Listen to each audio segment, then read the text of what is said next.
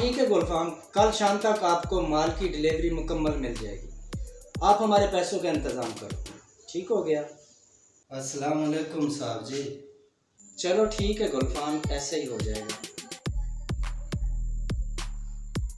गुलफाम मैं दोबारा आपको कॉल करता हूँ। देख नहीं रहे यार, मैं ज़रूरी कॉल कर रहा हूँ और आप बताए बगैर अंदर घुसे आ रहे हो। लॉक करके नहीं आ सकते थे?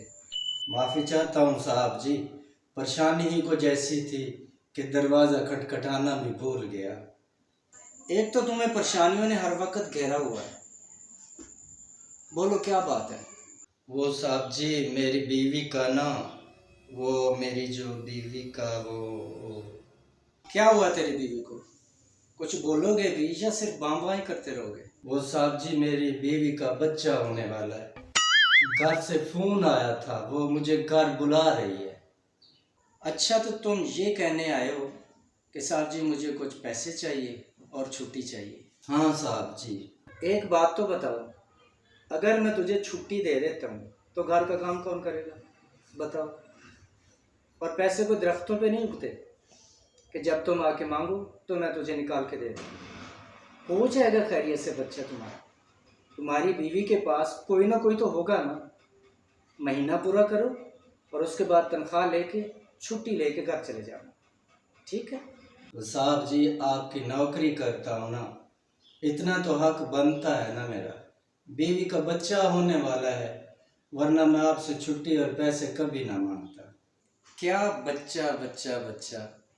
एक तो हर आए दिन तुम्हारी बीवी का बच्चा होने वाला होता है।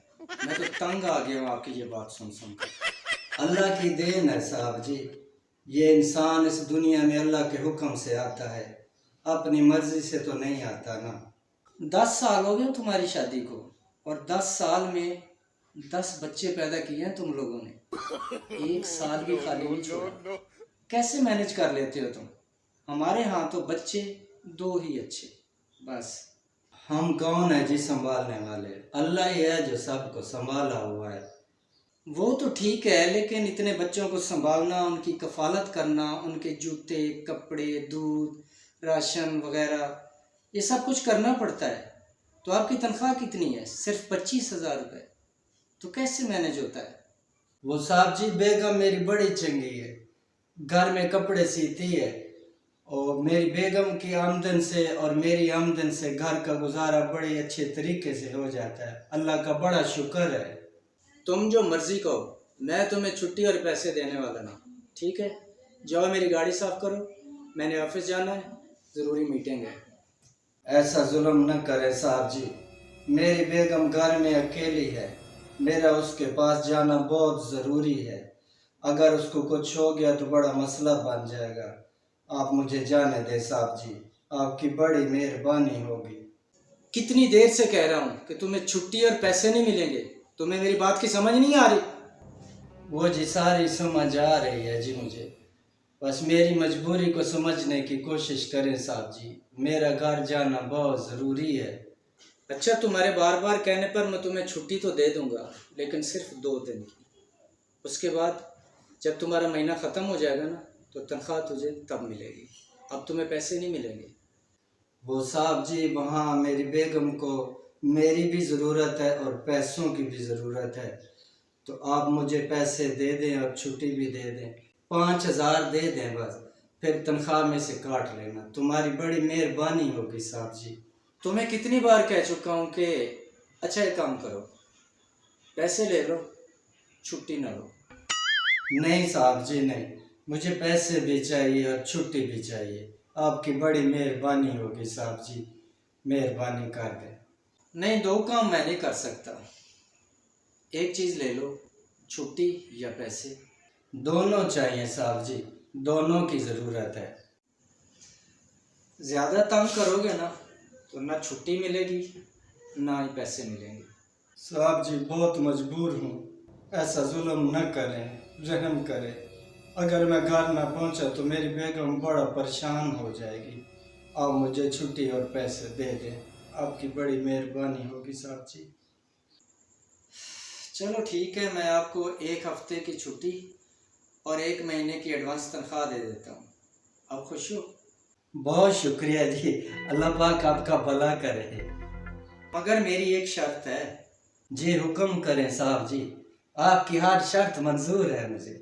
मेरी शर्त ये है कि आज के बाद आपके घर बच्चा पैदा ना हो, क्योंकि जब भी आपके घर बच्चा पैदा होता है तो आप मुझे ऐसे ही जलील करने आ जाते हैं, छुट्टी भी मांगते हो और पैसे भी मांगते हो, जो कि मुझे अच्छा नहीं लगता। साहब जी ऐसा कह के आपने मेरे दिल को बड़ी ठेस पहुंचाई है। पहली बात तो ये है कि साहब जी कि जो इंसान इस दुनिया में आता है वो अल्लाह के हुक्म से आता है। तो दूसरी बात ये है कि जो इंसान भी इस दुनिया में आता है वो अपना रिस्क साथ लेकर आता है। और तीसरी और आखिरी बात यह है साहब जी कि हम गरीबों के पास बच्चे पैदा करने की सलाहियत होती है बस, और वो भी आप हमसे छीनना चाहते हैं। ऐसा जुल्म तो ना करें ना साहब जी। ठीक है साहब जी, मुझे ना आपकी नौकरी चाहिए, ना आपकी छुट्टी चाहिए और ना ही आपके पैसे चाहिए। मैं आपकी नौकरी छोड़ के जा रहा हूँ। मुझे अल्लाह कोई ना कोई सबब बना देगा। मैं ऐसे बेसुरे और बेगुरे इंसान की नौकरी करना भी नहीं चाहता। मैं जा रहा हूँ। अल्लाह हाफिज। ठहरो, बात तो सुनो। अपनी अमीरी अपने पास रखो साहब जी, मैं जा रहा हूँ। अल्लाह हाफिज।